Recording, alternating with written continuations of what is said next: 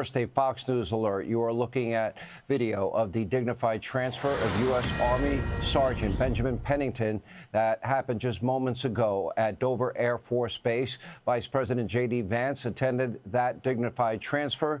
Sergeant Benjamin Pennington was the first Space Battalion, with the 1st Space Battalion, his hometown, Glendale, Kentucky. Our prayers are with him and his family. Let's bring in Joey Jones to talk about this. Joey, thank you for being with us. This is always painful. And, you know, one of the things that the president said that the family said to him is that please finish the job because they don't want their children to give their lives in vain. In other words, this mission has to be complete. And the president said from the beginning, Joey, that the purpose of this was to prevent future generations from having to deal with Islamic radical extremists that believe in this death cult of convert or die, and that radicalism coupled with married to nuclear weapons that could create a modern-day Holocaust. That's the problem, Sean. When you fight an ideology, it never goes away. The best thing you can do is try to show the world something better. That's what we've tried to do for 20 years in Iraq and Afghanistan, and now 6 years, 5 years since it stopped. But just to get back to the dignified transfer there, this isn't considered an official ceremony because they don't want the families to feel obligated to be there. But it's the first ceremony that one of our heroes receives on their way to burial and interment. Some of them will go to Arlington. Some of them will go home. All of them will go to mortuary affairs between now and then. And depending on the respective service, you've got someone from that service there who will spend hours, if not, multiple hours, putting their uniform on, making sure every little part of it is completely perfect, every ribbon in the right place, every what we call Irish pennant, every loose string is cut or burned and charred and to where you can't see it.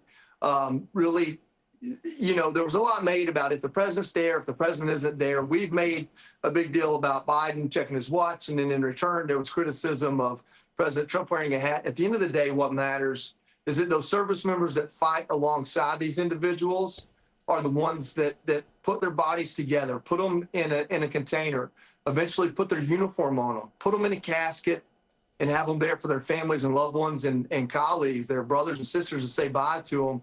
And the fact that any president or vice president will show up for that, to be there if the families want to be there.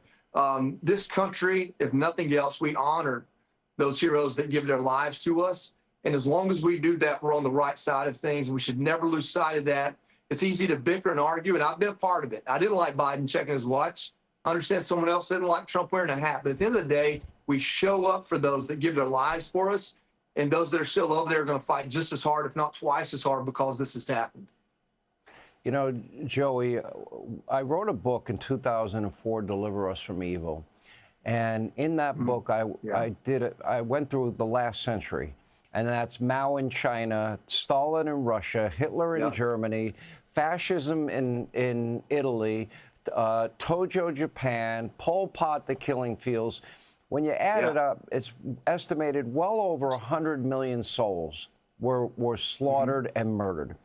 And if we don't learn from the lessons of history, are we not doomed to repeat it? Meaning, when you see an emerging threat, as we have been witnessing for the longest time with these Iranian mullahs and their commitment to being a state sponsor of terror, their commitment to convert or die idiocy, their promise to young people, strap bombs on yourself, go kill yourself, you'll get 72 virgins in heaven if you kill innocent men, women, and children.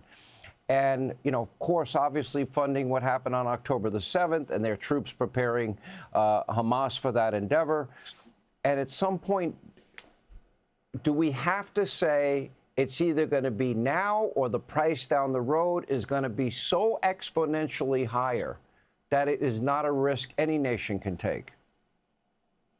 That is the wager, Sean. I mean, any leader that makes an action like this is going to take the arrows, right? He's going to take the criticism. He can't show all of his cards. He can't tell his whole plan because he can't tell his enemy that. So he's going to take the political fodder here at home. And it takes a strong leader to be willing to do that. Even right now, going into midterms, because he believes and his cabinet believes and a lot of Americans believe this is how you protect our sons and daughters. And that's what all this about, right? Like a lot of people are worried about their sons and daughters going to a forever war. Well, this is also how you protect them from fighting that war even here at home. That's what he said. That's what he believes. He's outlined clear objectives for a lot of the criticism, which is to destroy their missiles, destroy their nuclear, destroy their drones, and destroy their Navy. And that's what they're doing methodically, and they're on the back end of that, it looks like. I think a couple of weeks from now, a lot of that criticism won't be valid. But what we do know is that radical Islam is an ideology unlike any of those you just explained. Some of those are economic. Some of those are societal. Radical Islam is a religious fervor that we have fought in every corner of this world, because when the promise is the sooner you die for your cause, the sooner you get to go to paradise. And when killing is the actual charge from your religion, as it's interpreted from radical Islam, you can't defeat that in a traditional way. That is the problem. And to have Iran as a legitimate state be kind of the epicenter of that, that's the problem. That's been the problem. You don't have 9/11 without this type of financial support and legitimacy given to this cause. And that was the problem. I mean, think about how much destruction groups without a state behind them were able to cause. And think about what that looks like with nuclear weapons. And it's the same ideology. There's no different ideology from the regime in Iran and Al-Qaeda. Al-Qaeda was an international terrorist network hell-bent on destroying America and getting it out of the Middle East. What is Iran? They've got Hezbollah. They got the Houthis. They're in the Middle East. They're international. That's exactly what they were and what they still are. Joey Jones, stay with us if you don't mind. Let's bring in Montana Senator, former Navy SEAL Tim Sheehy. You know, as I watch this, my heart aches for the Pennington family and their loss.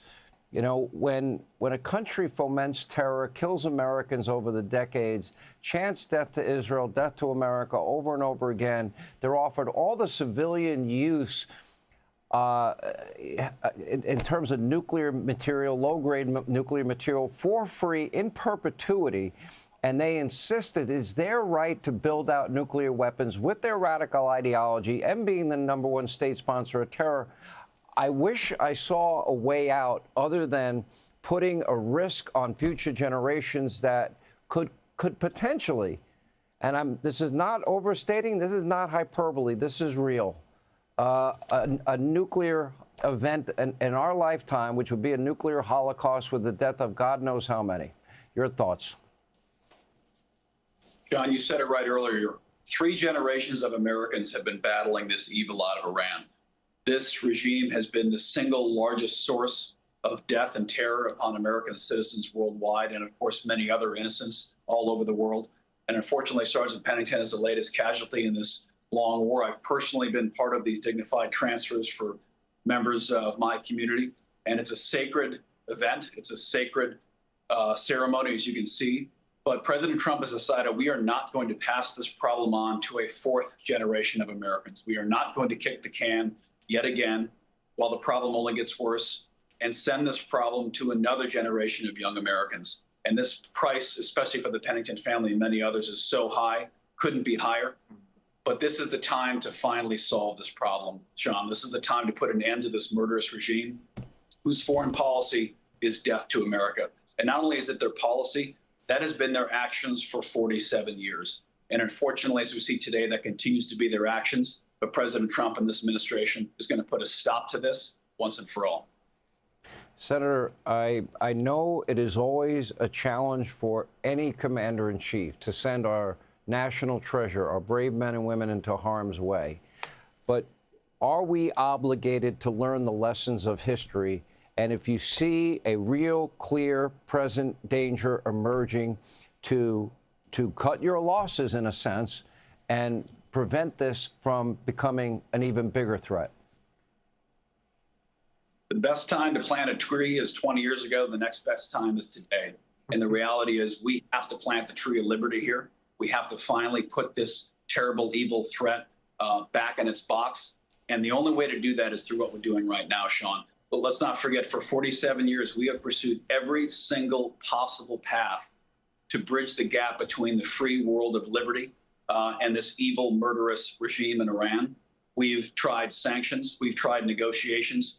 We've even sent them pallets of cash and paid them to be nice to us and stop killing us. And guess what? It has not worked. Nothing has ever worked until force. And during Trump's first term, he killed Soleimani, Qasem Soleimani, the general who ran the IRGC, who was responsible for the deaths of my friends and many other Americans over decades through brutal, disgusting, savage attacks. And he was the first president in decades to specifically strike at the heart of this murderous beast.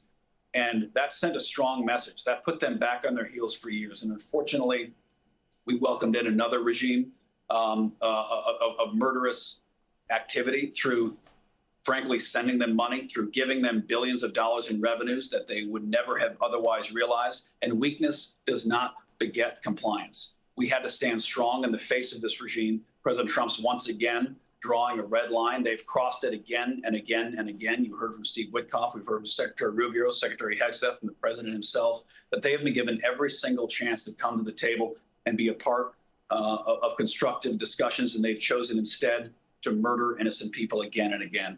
And for those who think this is just a Middle East problem, that's not correct. The Iranian regime has stoked instability, terror globally. And their actions are not random actions of barbarians. These are calculated actions of a nation that also acts as an attack dog for our most pernicious adversaries like China, by closing the Straits of Hormuz, by shutting down the Red Sea in our largest naval battle since Leyte Gulf in 2023, through fueling militant groups on all continents. They want to bring the fight to our shores. They want to kill us on our own streets. They want to destroy our way of life. It's time we put a stop to this. Negotiations don't work. Paying them off doesn't work. Strength is what will stop this regime. Senator, we appreciate you being with us. Thank you very much. And U.S. Army Sergeant Benjamin Pennington, the dignified transfer at Dover Air Base just happening. And our prayers are with him and with his family, a grateful nation. The cost of freedom has been so high all throughout our lives now. Hey, Sean Hannity here. Hey, click here to subscribe to Fox News YouTube page and catch our hottest interviews and most compelling analysis. You will not get it anywhere else.